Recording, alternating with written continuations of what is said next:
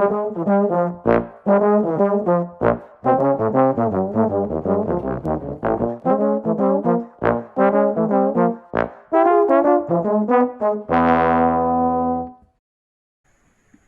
guys. So Hi, this week we have a special guest with us, George Flynn. Mr. Flynn. Hey, Tris. Hi, Hi. Gina. Nice to see you. Good to see you too. We'd like just a little bit of introduction on you real quick, if that's all right. Sure. Just to give a couple of highlights from Mr. Flynn's resume. He's toured with Frank Sinatra and Barbra Streisand, among many others. He's played with bands like Buddy Rich, Maria Schneider, John Fedjonk's New York Big Band, Ryan Trustell's Gil Evans Project, Mingus Big Band, Dream Theater. He's played with the New York Philharmonic. He's recorded with Tony Bennett, Patti LaBelle, the Canadian Brass, Barbra Streisand, Aretha Franklin, Gladys Knight, Michael Jackson, Chaka Khan, Natalie Cole, Amy Winehouse, Sinead O'Connor, Philip Glass, to name a few, as well as having tenure with the Lion King Broadway production in New York City. So, and he's also played on hundreds of movie soundtracks and jingles. So we're so excited to have you on today. Welcome, Mr. Flynn. Hi, how are you, Gina? Doing well. How are you doing? Oh, good. Fine, thanks. What have you been up to this quarantine? You know, since I'm locked in at my house here, just trying to catch up on stuff, doing stuff around the house, practicing, but there's like only so much practicing you can do, you know. So just trying to catch up on things I need to do in the house, around my yard, Yeah, for sure. my acres. Can you tell us, just to start, for everybody who's watching, what drew you to the bass trombone? Oh, well, you know, I always, even playing, you start off on tenor trombone, I always was playing low notes. I love low notes. Then one day I was listening to Les and Larry Elgart. My dad was just playing it. And I heard Dick Hickson, playing these G pedals and, playing, I don't know if you heard the Elgart band, the bass trombone part's pretty pronounced. And I'm thinking, what the heck is that? That's exactly what I want to play. So my father told me it was a bass trombone.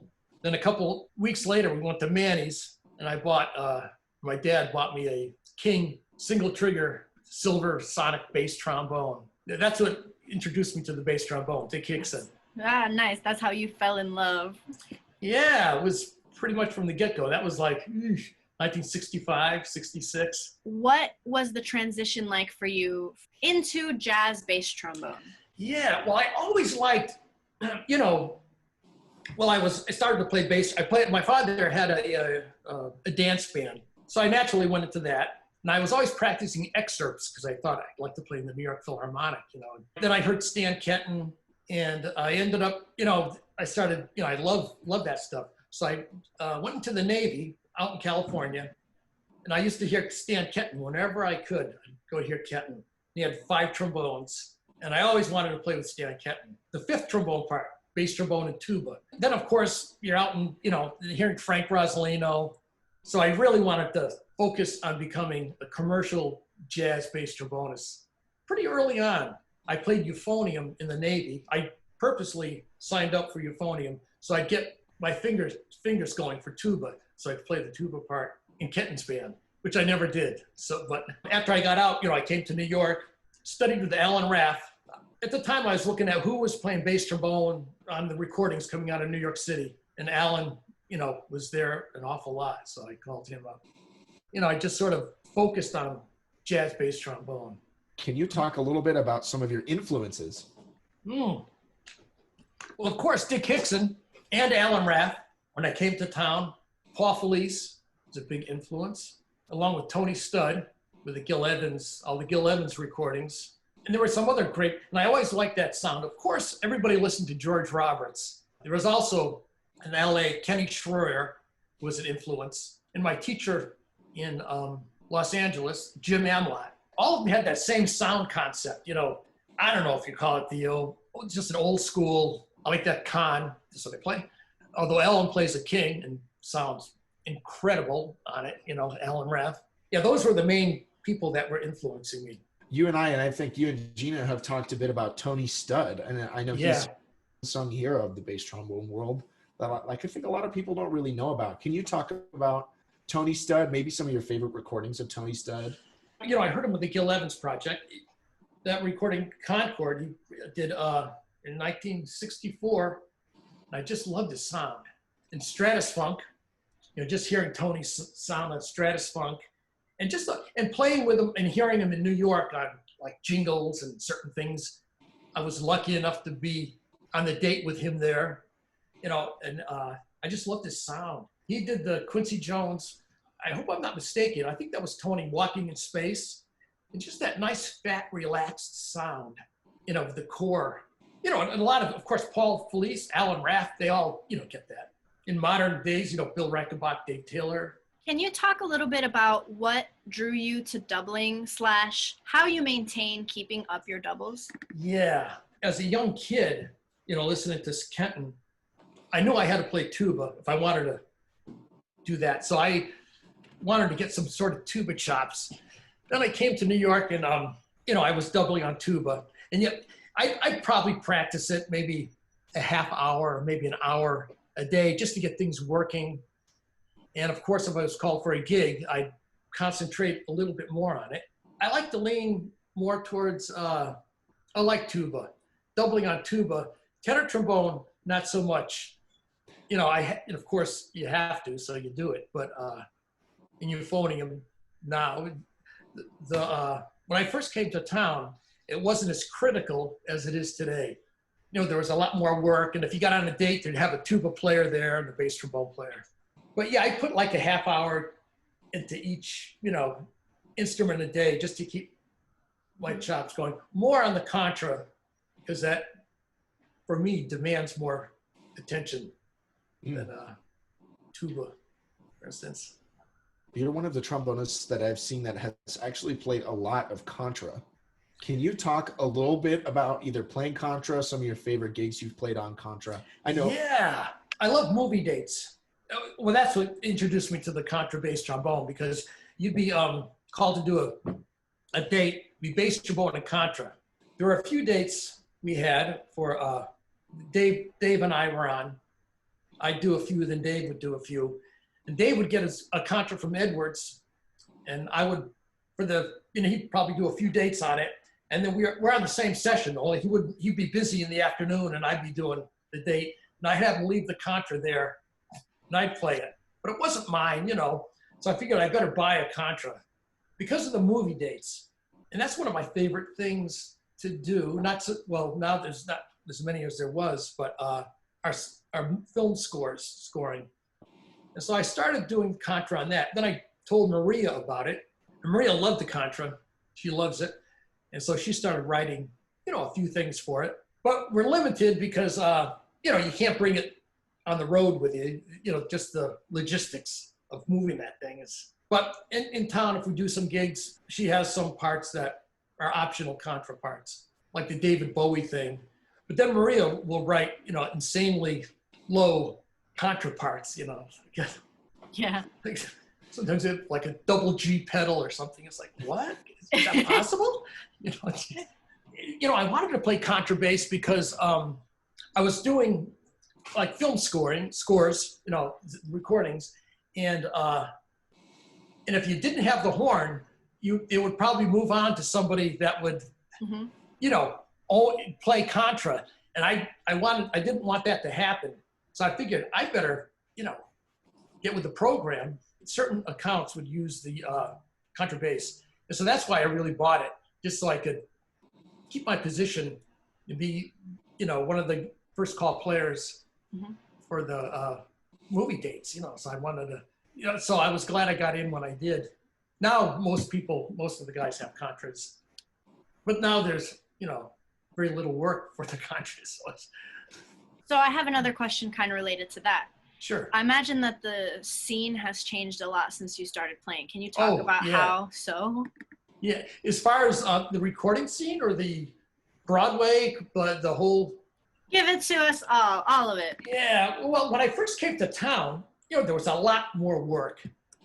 There was Broadway, there were recordings, and there was a lot more Broadway shows. I remember when I did Barnum, I think. Broadway was always a means to an end. It's not what I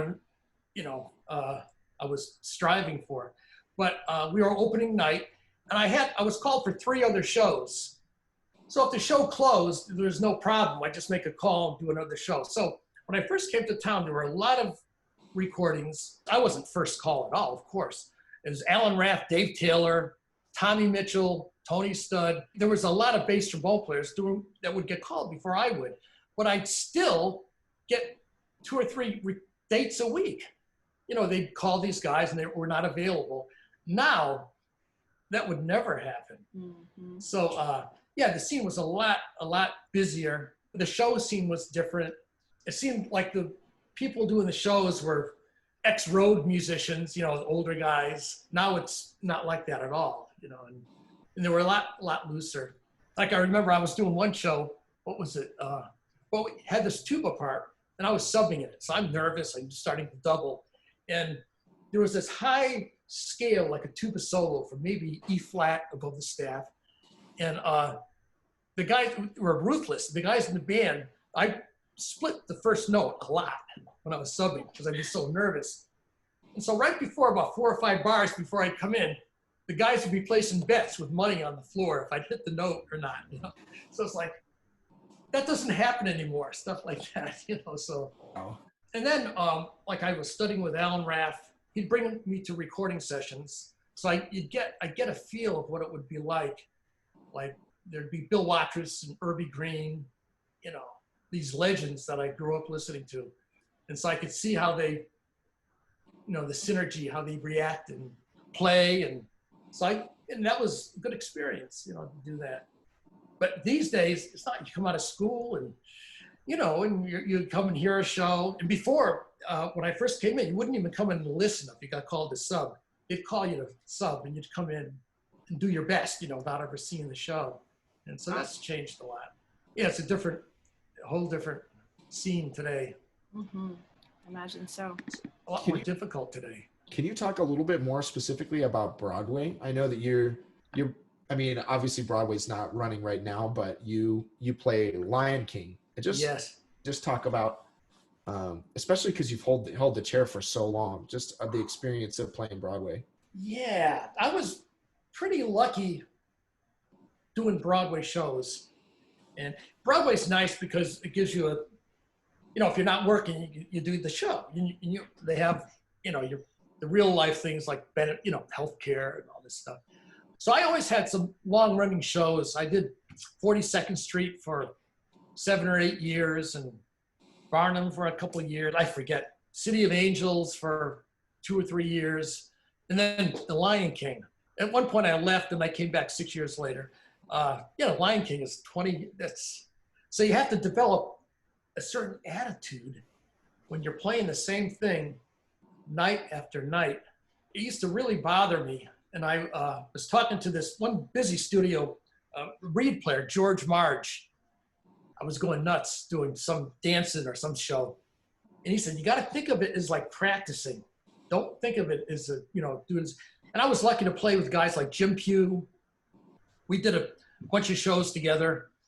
And I swear to God, every show you could record Jim every show and put it on a record. It was flawless. It just kept up that, the quality and the intensity. You have to go to the show. You've got to play it.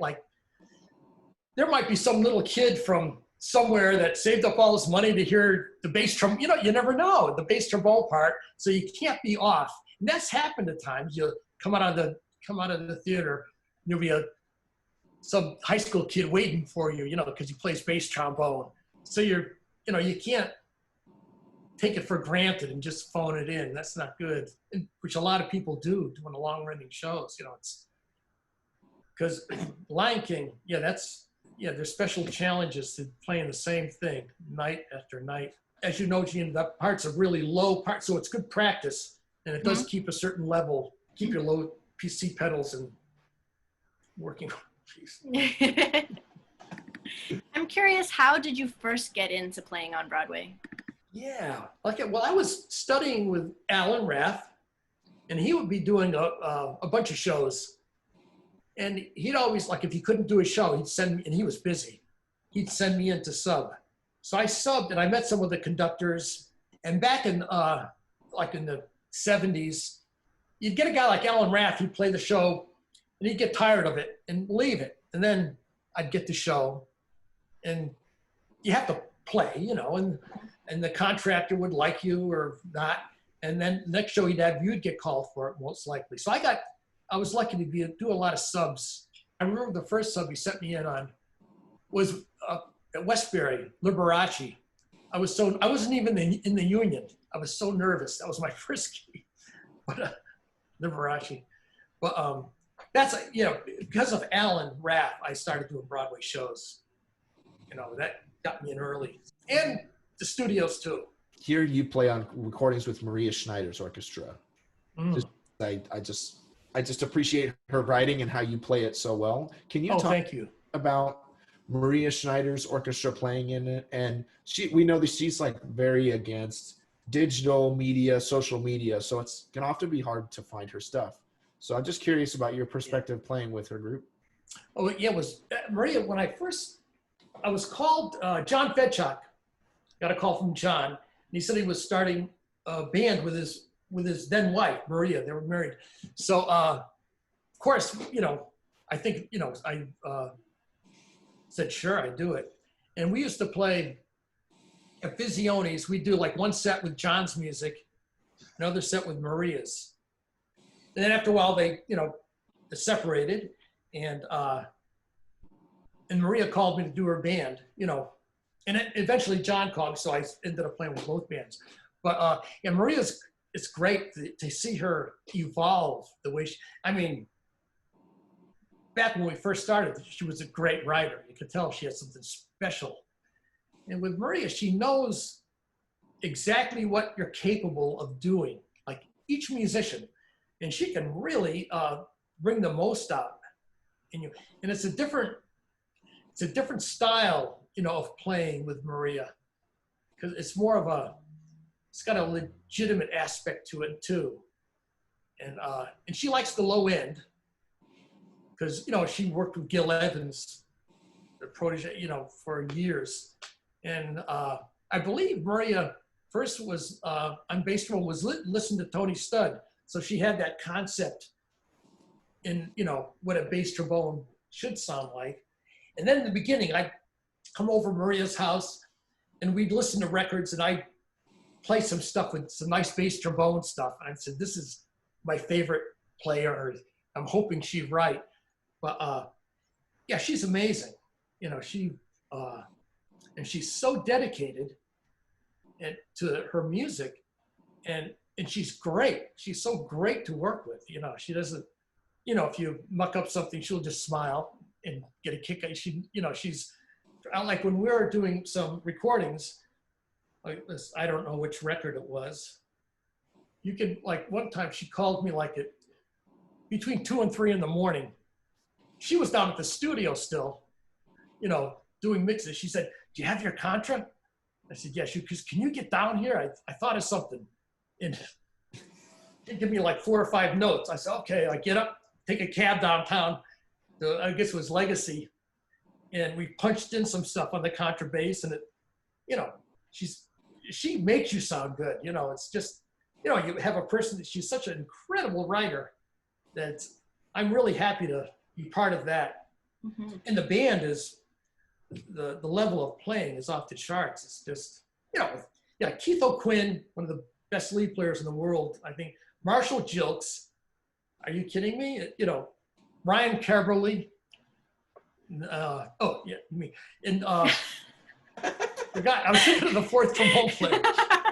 But these guys are great, you know. How can you not, you know? It's like being attached to a Ferrari or something. It's just boom, you're off. Mm-hmm. The trumpets, you know, Tony, Greg, Nadia, Mike Rodriguez. Yeah, it's just. Mm-hmm. So yeah, Maria Schneider's. I couldn't ask for more than that's, you know, great. And you never know. You know, she'll call a rehearsal. Like it'll probably happen sometime. I hope soon. And she'll have some new charts. I have no idea what she's going to be. You know, what you're going to be in for. And sometimes they'll look fairly easy. You see some whole notes, think, oh, that'll be easy. Then she'll start thinking, where's one? I can't find one. It's like, nuts. So you have an expansive discography. Not only have you played with Maria, but you've played with John Fedchock's New York Big Band. You've played with the Gil Evans Project. You've played on Broadway in a lot of studio orchestra by Barbra Streisand. So it's like a completely diverse discography. Can you talk to us a little bit about how you have to change your mindset / how you have to change your playing, if you do, between these types of ensembles? Yeah, I was really lucky to be able to do that stuff.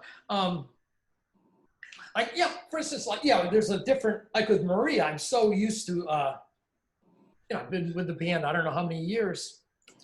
So that's just ingrained in me. But like when you play for like Barbra Streisand, and she'll be playing maybe some Billy Byers arrangements. And I just listened to Billy Byers for years. So you know what that old school, LA trombone section sound, and so I think of that when I'm doing, like the standards. And I was fortunate enough to be in a couple shows where Billy was the arranger. And so I got to know Billy Byers. So yeah, I've just listened to, I grew up listening to the LA Billy Byers charts. So with Barbara, I just think of that. It's pretty easy. And of course, like if you're doing something like with John Fedchock, of course, there's a heavy Woody Herman influence. And so, you have to switch over. And John's incredible. He knows exactly what he wants. Like we'll play a head or something. And John, I'll think it sounds great. I said, that's awesome. And he'll stop and say, try. He's not happy with it. So he'll change it a little bit. And we'll play it. And I'm thinking it's, and we'll play it again. And I'm thinking, God, it's even better. He really knows what he wants. So, so with John, it's pretty natural. You think you get into the Woody Herman head and go with that, which is one of my biggest regrets. I always wanted to play with Woody Herman also. And after I got off the road with Buddy, about 3 weeks later, Bill Byrne, Woody's contractor, Jim Pugh recommended me because Jim Daniels was leaving, another great bass trombone player. Jim, incredible. And I turned it down because I was tired of the road. I always regretted that. That was a mistake, so. It seems like you're talking a bit about, the way that you play in different styles is by listening. Is that right? I know that's kind of yes. And I grew up with rock, so sometimes you get into these, situations when you be playing with a rock band, and that just is natural. It just like these flash horn parts. Yes, just by listening to a lot of stuff, knowing what you want to sound like, and my favorite, like if I'm playing for besides like Maria or jazz bands, like playing for Streisand or Tony Bennett, I had that same, maybe a little different for Tony, but that same vibe, that same head. I try to get into that same old school 60s, bass trombone sound if I can, like Tony or George Roberts. Sometimes you get it, sometimes you don't. Yeah. Can you talk most time not, but about how you think about playing in an East Coast versus West Coast sort of sound? There's definitely a different approach, and I love both. New York's got that, in your face. I think that attitude with the playing from what and they record differently. I try to blend them both if I can, because a lot of my favorite players, well, Tony is one of them, but Kenny Schroer, George Roberts, and the Rich Bullock out in LA, a contemporary player, great players. And the movie scores are different. I think they do so many movies in LA, they've really got it down, how to mix and so New York's great too, but it's got a different, to me, in your face.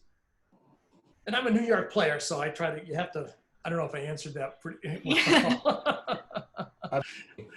But, you get your own, hopefully you get your own style and your influence. So you just do that, and just play it the way you hear it. You talked a little bit about being on the road, you mentioned that you wished that you hadn't turned down? Right? Oh, okay, yeah. so can you talk to us a little bit about your experience touring and being on the road? Oh, the road, I actually like the road to a certain extent, I went on the road with Buddy Rich, not I wish I went longer. I didn't go for that long. I was getting called for some things in New York, and in retrospect, I should have stayed out a little longer, and I should have done Woody's band. But living out of in the hotel rooms, bus, if there's a bus and truck, it's hard. We did the Mingus tour, Mingus Epitaph tour, and it was 6 weeks in Europe, and that was one of the more difficult tours because people are getting sick, and so the road is tough. Yeah, the road is tough. And when you're working in New York, you get to stay in your apartment. You can have a life besides the gig that night. So I was on the road with different acts for 10 years maybe. Not a lot, maybe 6 months a year. Yeah, I like going out with Maria for like a week or so. That's nice. I'm curious, do you have any, well, I mean, you told us about one, but any bucket list gigs that you either have done already or that you wish you could have done? Yeah, I was pretty lucky. I always wanted to be in the position where if a good bucket list gig, sometimes I don't know, and I'll hear so-and-so is coming to town. I'm thinking, okay, I want that gig. That's not my, and I like to be in the position that most likely I'll be called for that job. So that's what Frank Sinatra was great. That was I would say a bucket list gig. And Tony Bennett, doing the Tony Bennett recordings, a couple albums. Of course, my favorite thing is with Maria, because Maria Schneider. Yeah. Because, it's an ongoing, evolving thing. And she's a great writer. And it's rare that you have someone that talented that, that's writing for you and for the band and putting out some of the things she's doing. I'm anxious to hear our next, the next thing she did should be out pretty soon. So, sort of on the topic of gigs, can you talk about the Gil Evans project that you're working on? Oh yeah, Ryan's doing some great work. Like he was, I'm not sure if he was helping the Evans family clean out some stuff or move, and he found all these charts in this closet, Gil's, and some unrecorded. And I can't think of the ones offhand, which ones were recorded or not. But yeah, so he put together, of course, a great, he's doing a great project, doing the Gil Evans things. And for me, it's pretty cool to be able to play the charts like Tony was playing on, and just try to emulate them, try to get up to speed. And the music's it's so musical, it's so much fun. Mm-hmm. And yeah, I can hear, like Maria, was with Gil for quite a while. And sometimes playing Gil's charts, I can feel what Maria was thinking. I can see it reflected in her music. Although, she evolved to something different. But yeah, so Ryan that's one of the more fun gigs around for me. And we were due to play it, well, some concerts were canceled last May. We're going to do the Jazz Standard, but we'll see. You've had you've been able to play with Marcus Rojas. I imagine that that's a completely different. Could you talk about just your experience playing with him? Marcus is great. I can't say enough about Marcus. Sometimes you'll hear a tuba player, and I double on tuba. I'm not comparing myself to tuba players, but I'm thinking, I could do that, I think. With Marcus, he'll play a line that I could play the line, but I'm thinking, that would never sound like that. He is so musical, And to hear him solo, yeah, it's a real pleasure to play with Marcus. And Marshall's there, and Ryan, trombone, Kimberly. Yeah. That's the thing. One of my favorite things, the musicians you play with, you get to play with some huge talents, man, just monsters. I'm always happy to see Marcus on the gig, and especially the Gil charts. As you know, the tuba parts are pretty intimidating to me. What are some of your favorite aspects about being a musician and of your career? Well, I would say the people I get to play with. When I was growing up in high school, I'm listening to Irby Green, and when I first came to New York, of course, I wasn't going to be called along with Irby Green, but I'd be like Alan Raff or Paul Felice, somebody couldn't, or Dave Taylor couldn't do a gig, and they maybe send me on something, and Irby would be there. And just playing with Irby, you know, having him sit in the section. I was saying on one other forum, once, I forget, it was I think Alan Raff sent me on something, and the trombones was Al Gray, Wayne Andre, and Irby Green was the section. I just played there for an hour, and I was, you know, petrified. I would say my favorite aspects are the players, the people. I did a couple movie scores with Ennio Morricone, and he did the spaghetti westerns with Fistful of Dollars, The Good, the Bad, and the Ugly, you know, and, you know, he did all this, the composing for that. And to be on a movie with him composing was a big kick for me, you know, to see, oh, this is awesome. He did the Clint Eastwood flicks, you know, the spaghetti westerns. But just doing that, just working with these great legendary players like Dick Hickson, Paul Felice, Alan Raff, you know, Bill Watrous, Irby. You know, that's what gives me pleasure, you know, just knowing, or even if you get called to be on the same band as them, it's like, wow. There's like a lot of aspects in academia that you don't learn unless you're on the road. Can you talk about what you learned on the road that maybe would be useful to know for people who haven't gone on the road yet? Well, you go on the road and you're maybe, like I was 20 years old. Like once I went on the road just for like a week or two. I wasn't a member of Thad and Mel's band, but I did sub there for, maybe it was Dave Taylor, I don't know, you know, and you know, you're in your 20s and you have these old road rats that are, you know, in their 50s and 60s at the time, you know, hardcore guys, you know, they're drinking. And now people are a lot more health conscious than when I was doing things in the 70s. So it's just that, you look at it and go, oh my God, I never saw that before. So it's just that, it's almost like being for a guy, it's almost like that, like being in the military almost, you know, you run into situations you've never would experience in college, hopefully, you know. Jeez. I don't know if that's what you're looking for an answer, but, you know.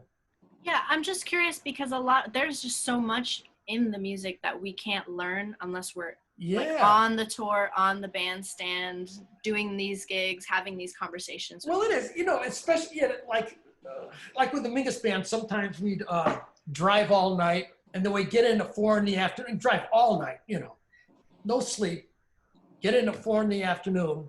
You're starving, but you're tired. So the sound check's at 7. So you have 3 hours to eat and sleep a little bit. And yeah, just getting ready and getting your focus going with no sleep. That stuff's difficult. And that gives you some road chops, you know, and sounding good.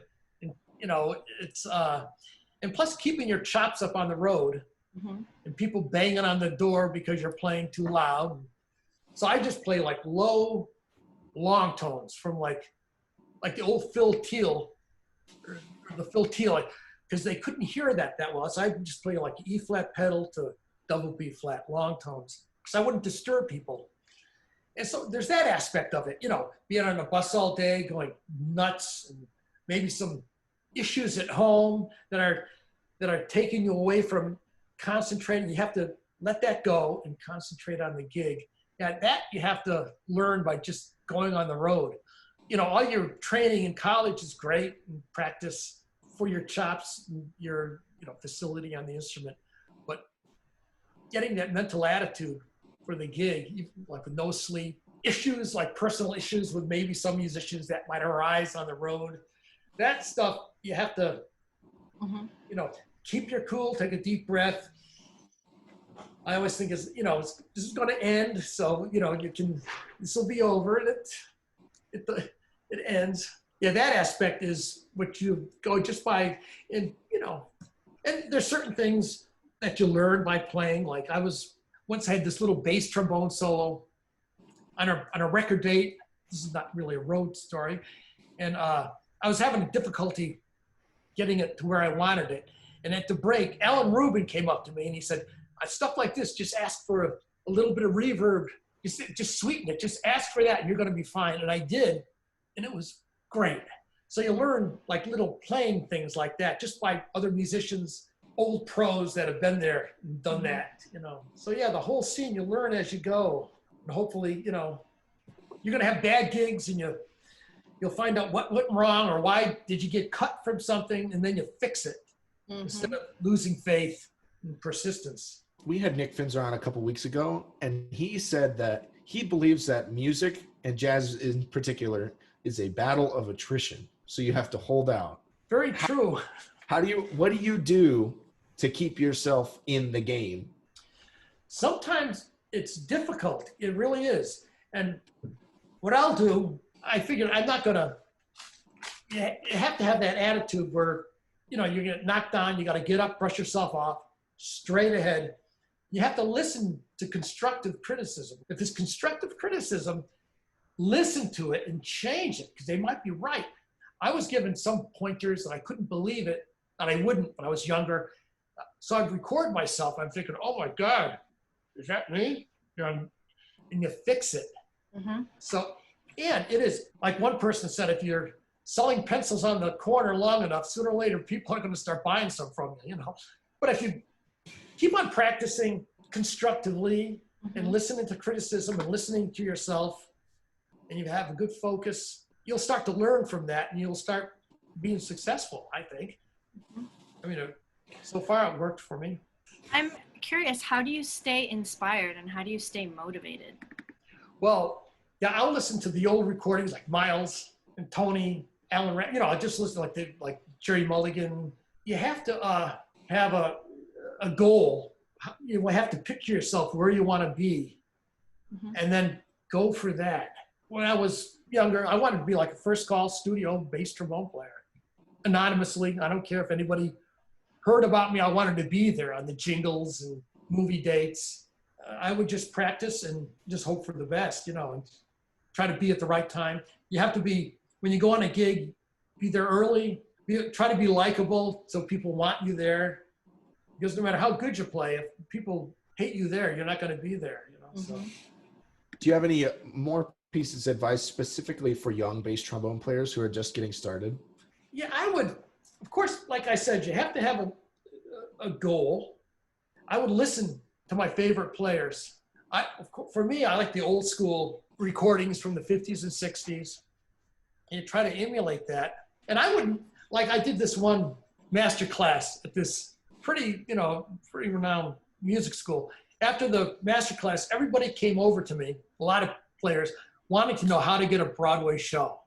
And I'm thinking, oh God, I get it, you need to work, but I wouldn't set that as, that's, to me, Broadway's a means to an end. You know, you get to a Broadway show, which is great, and you have to play well, and you have to respect the gig, but you know, you're playing the same thing every night. It's good to, get a Broadway show, but do other things, you know, do anything, bands, jazz bands, to try to, so you can grow as a musician. Because with Broadway, like I said, it's a good steady base, but it's a means to an end, not the end all gig. Well, to some people it is, but that's all they want, they're looking for. For young players, I would just keep on listening and take constructive criticism and be patient. I used to be so anxious. This one, Russ Savakis, is bass player, contractor. I would say, that's right, I didn't get called for this, you know. And he goes, be patient, wait your turn. You'll be, you know, like I was in town 7 years, I think, before I got my first Broadway show. It was a little different back then. Now, you know, it's a lot of people expect to be right in. Amazing. So that would be my advice to young players. Listen, keep on practicing, strive for tone on bass trombone. Tone, yes. The awesome thing about this is that these interviews is that every week we get the opportunity for people to send in questions. So we want to run by you if that's all right. Sure. We have one that's, do you believe the bass trombone will hold a revered position in jazz one day? Or do you think it already has one? You have players like Bill Reichenbach, you know, Jeff Nelson, another great jazz player. I'm not going to start naming names, so I'll forget people that I don't want to. But I think little by little, the bass trombone is becoming more recognized as a solo instrument. Yes, I think it will. There's several players that are doing their own projects. with I don't think it's going to be tough to be like the tenor sax or tenor trombone, but yes, especially these days, there's more and more players, and it's difficult, especially like if you're with a band like Maria's. I'm not going to stand up after Greg Gisbert took a solo. You know what I mean? It's like, are you kidding me? We have another one that's from Nick Finzer, and he says, "Can you talk to us about your Alaska hunting trips?" Oh gosh, oh no. Yeah, I have some friends up in Alaska, and I love Alaska. I go there, as much as I can. I don't like I don't hunt for sport. I don't like doing anything like that. But my buddies, where I go in Alaska, they're subsistence people. They live in the bush. So at times you have to pitch in and go out. I don't like to say harvest. You have to hunt for food. Like they'll maybe get one moose every 6 months, and they'll do it not for sport. So we'll hunt a little bit, and I'm not good at that, as far as dealing with it. And we'll fish. And a lot of times I'll let some of the fish go that I catch, and everybody gets mad at me. Like one fish was putting a salmon. We were up in Denali, I forget, somewhere fishing, and I caught a salmon, and he was fighting so hard he was really fighting for his life, literally. So I told my friend, I said, listen, when I catch him, I'm letting this guy go. He wants to live. I'm not going to. So they let me without too much hassle. So I let that guy go. But yeah, I like to go to Alaska, but I just go to Alaska to hike and to be in Alaska. You have to be armed because there's grizzly bears and things like that. You want to have a close encounter of the furry kind. So, thanks, Nick. Yeah. Good. We had this question asked when Jeff Nelson was on, but can you talk about the Game of Thrones videos? Oh yeah. Yeah, I didn't know what to expect. Yeah, that was Andy Ball called, to do that, and I wasn't sure. He said, "Can you play contrabass trombone on this thing?" And I wasn't sure if there was 4 trombones or 3. I said, "Yeah, that'll be fun." So I go there and see all these cars in the parking lot and all these contrabass trombones. I'm thinking, "Oh my God!" So that was fun. That really was fun playing with some great players. And they did another one, but I was I was doing something. I couldn't do it for some reason. I forget why. Yeah, it's fun playing with a bunch of trombones for a while. No, it's great though. Andy did it. It's great stuff.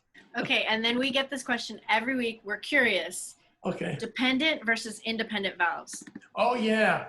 Well, of course, I play dependent. I just like playing through like one valve.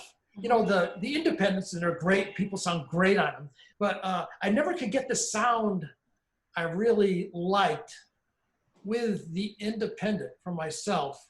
And I'm so used to playing the resistance, like the Con has a lot of resistance. I like that pushback, so I can control the sound a little better. And of course, there were times where I wish I had an independent just to make a lick or something. And my favorite players always played dependent, like Tony and Alan, and so I just grew up, and I had a couple of independent horns, and I played for a while, but I never got that nugget I liked with the independent. And some people do get that though. There's some players that sound great on an independent setup. But I just like, if I could, I would play a single trigger, but of course you can't do that, you don't know what you're going to run into. You have low Bs to play. But yeah, I like the dependent system. Thank you so much for giving us your time. We really appreciate you. It's such a pleasure to speak with you. My pleasure. Thank you. Thank you, Chris. I appreciate it. And hope to be seeing you guys soon in New York, probably sometime when things normalize a little bit. Yeah. Well, actually, that actually brings up another question that I forgot to ask. Oh, sure. My bad.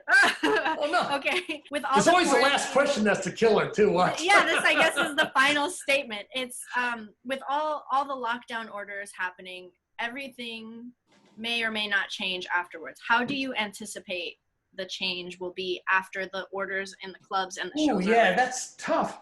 You know, we had, like I said, we had some gigs canceled, and I was called. They're going to try to do them at a jazz club in October. And that's maybe optimistic, you know. Yeah. And if we can't do it in October, maybe February. It's so difficult. If there's a vaccine, of course, things are going to normalize a little quicker. Yeah. And then I read today that they're thinking this virus may be spread like in aerosol-sized droplets, which would not be good for the performing arts because you know the singers, and so it's definitely going to change. I know Broadway, they were talking in September, and then I heard that it might not be till March. So it's like, wow. So yeah, it's going to be a different situation. And of course, the theaters, they were talking about, you know, social distancing, but if you're sitting people 6 to 10 feet apart, there's not enough seats in the house for them to make a profit. So that's not going to work, you know. So it's going to be a lot different for a while. Even recording from home, even like they're doing a few projects, that might become more prevalent. That's why I better get my stuff set up. But I'm hoping the clubs are going to open up in the fall. I really hope that. And I think people will eventually come because people are dying to get out. Yeah. Well, hopefully that's the case. We're all rooting for that. Yes. Really hard. Yeah, we'll see how that happens. I apologize for those phone calls. I don't know. They came through my cell phone, which I have off, and you know Not a problem at all. Yeah, no problem.